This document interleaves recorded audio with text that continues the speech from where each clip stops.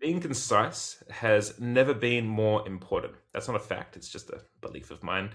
We live in a world where there's so much noise, so much information, and those who can really distill that information and make it easy to understand, easy to absorb, are synthesizers. They're synthesizers, but they are also extremely valuable members of our society.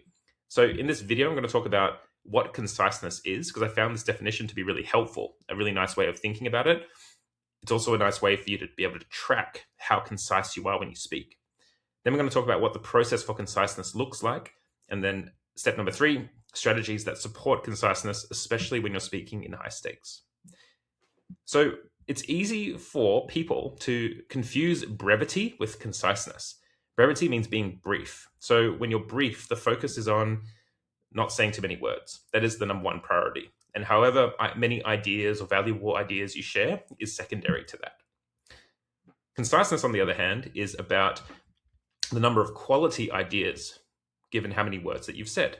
And conciseness sits on a bed of knowledge. There are decisions made around what's important, what's not, what's valuable, what's not, what's useful, and what's not.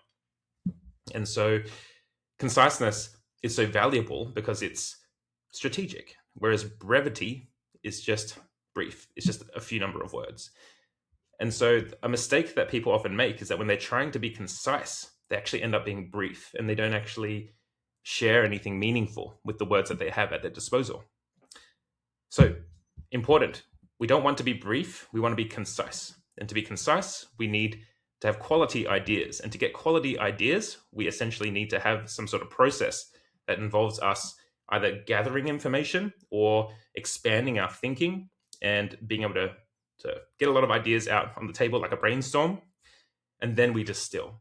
And if we don't do that expanded part, we're only resting on basically whatever is in our short-term memory. And so it's much more likely that our answer is going to be brief and not super powerful or effective. So it's really important that we expand, just like synthesizers. If you guys are familiar with synthesizing from the synthesizer community, expanding ideas, absorbing information. Maybe you spend 10 hours, 20 hours absorbing knowledge, and then we distill that into something that's really helpful and useful for a specific person, right? So that's the process. There's a quote that I like to share at this point, which is from Jordan Peterson. So he was asked how to be a more effective speaker, how to be a more articulate speaker. And he responded with reading. You need to read. And the reason for that is because when you are speaking, you're only using about 10% of what you actually know. But to be able to do that well and to be able to do it fast, you need that 90% base to support you because you don't know exactly what it is that you're going to draw from. And so by reading, you're constantly absorbing knowledge on a regular basis. And you have this huge vocabulary range, you have this huge knowledge base to draw from. So I really love that quote. I think it describes this perfectly.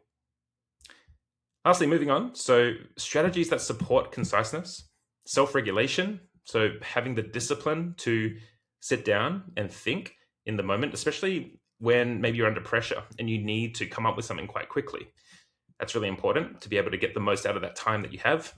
And number 2, which kind of relates to self-regulation, but being able to use pauses strategically and not necessarily feeling the pressure of the moment, especially maybe it's like an impromptu speaking situation. You're asked a difficult question, something that you've answered before, but it's not fresh in your mind. Are you going to just respond with the first thing that comes to mind? Or are you going to take 10, 15 seconds to stop, think about it, use that time really effectively, and give a 20, 30% better answer? So that is everything you need to know about conciseness in 4 minutes. And this is an opportunity for you to actually come and join our Sunday Club workshops, because this is a great place where you can practice these skills. And so if you want to be a more concise speaker, number 1, I would encourage you to think about this metric and maybe do some speaking activities or record yourself speaking and get a metric. You can use AI for this, but get a metric for your conciseness, number of quality ideas per number of words. Then over time, try to practice being concise, talk about topics that interest you, and then come and practice in a live setting and see if you can still be concise when you're talking to other people. All right. Thanks for your time. I'll see you in the next one.